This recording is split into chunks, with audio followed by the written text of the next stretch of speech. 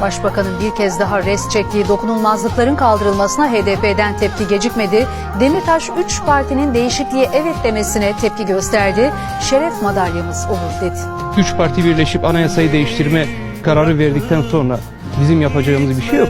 AK Parti teklifini sundu, CHP ve MHP şartlı destekle kapıyı araladı. Gözler HDP'ye çevrildi. Demirtaş şeref madalyamız olur dedi.